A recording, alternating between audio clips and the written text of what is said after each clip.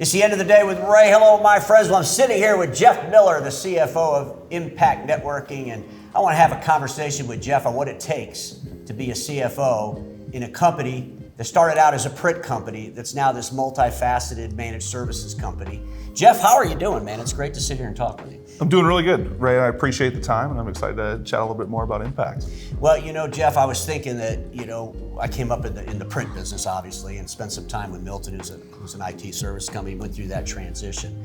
And I think a lot of folks in the industry, and they could be a $10 or $15 million business, they want to get into IT services, and they probably had an admin person that over the years became their financial person. Sure. And I think they have to be really cautious with that because there's so many more moving parts when you start going into a managed services platform. So I just wanted to get your opinion on that. I mean, you're a bona fide CFO working in a multi-$100 million company, and it's got to be a lot different than what most of our friends are used to. Oh, absolutely. And I think just going back to what you had mentioned, right? Most of these copier companies were transactional-based businesses. They were focused on acquiring assets in the form of machines and hardware, putting it in their warehouse, and eventually turning those machines into profit through their sales cycle. Today, our most important asset as a managed service provider is our people. We need to continue to train staff and upskill our people to help provide world-class service, and that's how we're generating a return on our assets today. That's pretty interesting. So you really do look at your people, and it's kind of like, what do they cost me? Right. And then what do they bring me? Right. That's absolutely. And we want to continue to expand and grow on our services. And the best thing to do is continue to upskill our people. And we found ample amounts of success in our service desk and some of our other areas where we're taking lower level staffing service techs and developing them into F&Es or cybersecurity engineers and things of that nature. So ultimately, like I mentioned, it's the best to reinvest into our best asset, which is our people. That's pretty amazing. So you got a company here that sells 5 different managed services. Yeah. And how do you deal with, I guess here you are, you're a CFO, but you didn't come into this world, in the financial world, understanding how to sell managed services. So how do you take all these different deliverables that have so many different moving components and figure out how you monetize that to get you the right profitability?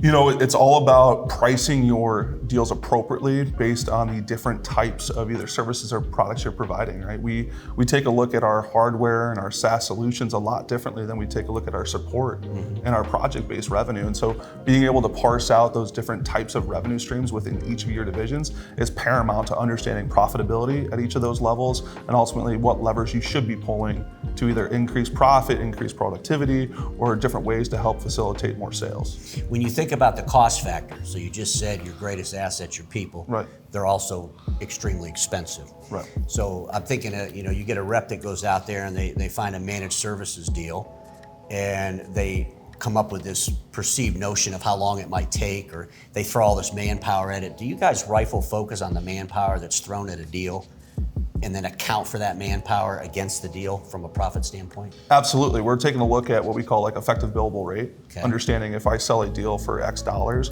we want to make sure that the work facilitated on that deal is at a certain threshold of an effective billable rate to understand if we're being profitable or not. In scenarios where the profitability is tight, we want to be hyper-focused on making sure our assets are doing what was set in the SOW and nothing more. We don't want to continue to extend ourselves beyond what we're providing our client. And that's when you start to deal with runoffs or maybe overextending to the client and ultimately reducing your profits. I think one of the things a lot of people miscalculate, so you have a contract and everything against that contract needs to be billed one way or the other. You're either doing a reoccurring revenue, you figured out the time and materials.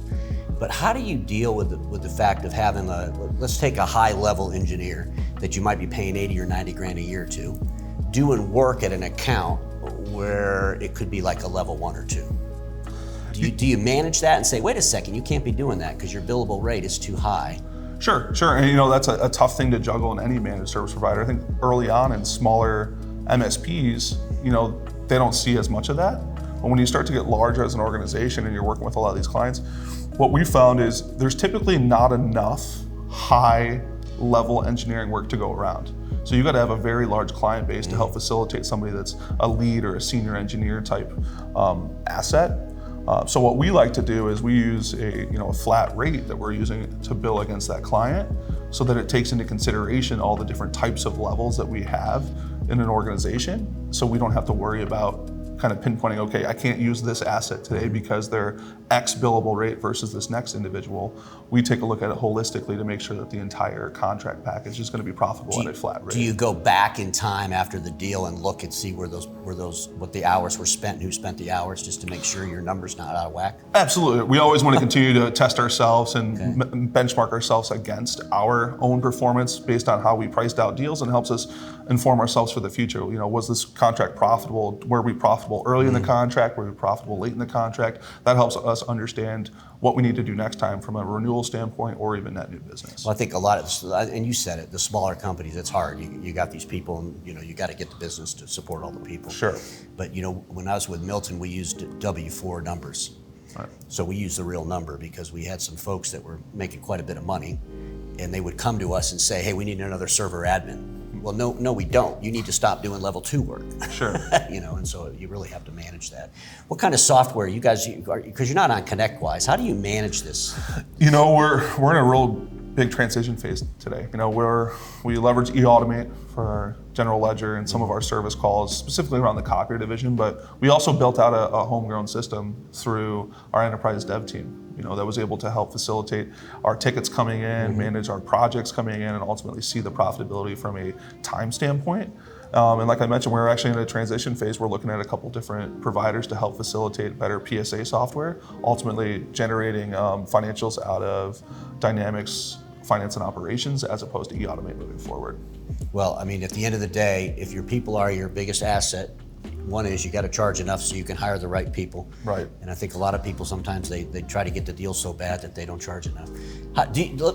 Let's talk about that for a second. So I was talking with Tom. So he's got all these sales reps out there, VPs of sales, managers. They're doing these deals. Who has the final say whether it's profitable or not? Do you ever have to meet with them and say, wait a second, guys, you can't do this? On net new deals, we're pretty focused on what our pricing dictates in terms of our expectations. We've got a good track record over the last 8 years that we use to understand where our pricing should be. It helps us really generate net new business. Now, renewals, it's a little different. You got to take a subjective look at their performance of their contract over the length of time that they were a current customer of ours. That helps us facilitate the idea of, should we lower pricing? Should we increase pricing? Is the pricing in a good spot today? So it's kind of a combination of net new business we don't really mess with, right? That we have a pricer in place that helps us define what we should be charging a client. Renewal business, we're getting more focused on a collaborative effort to help understand where we're at today and what we can do in the future for those clients. What about current business where it's like, oh crap, we really screwed this up, we got to go back and get more money? Has that ever happened, and can you do that successfully? Yeah, I think the successful part's the tough one, right? Because anytime you go to a client and say, hey, we need more money, or we're looking for this, they're always going to want to know the why behind it. In some cases, that number can be large, especially if it's a mishap on the service delivery. So we've done it in the past. I think we continue to monitor those mishaps and try to eliminate as much of those as possible early on so they don't become bigger problems. But ultimately, you're always going to have that business where you thought one thing, a surprise came up, maybe we weren't able to fully assess a certain part of someone's business or environment, and ultimately we found out after the fact that, hey, they had more assets on their books, or they had more servers, users, whatever that may be. And sometimes it's as easy as we work with our VCIOs on a change order. Other times we got to go to the client and have a serious conversation about what does a mutually beneficial agreement look like for not only impact, but also for the end user. Well, you think about cybersecurity, you guys have a SOC center, so you're big into cybersecurity, but there's so many moving parts of cybersecurity, and there could be something that comes up, maybe something already came up that's better to help the end users, that maybe costs more money, or Impact has to make a bigger investment, and you have to go back and kind of talk to the customers about that and try to get them to raise their price. Because we hear a lot in the print world, they'll dig a company, oh, they raised their prices. Well, look, it's not a printer. Toner's not going to go up that much at the end of the day.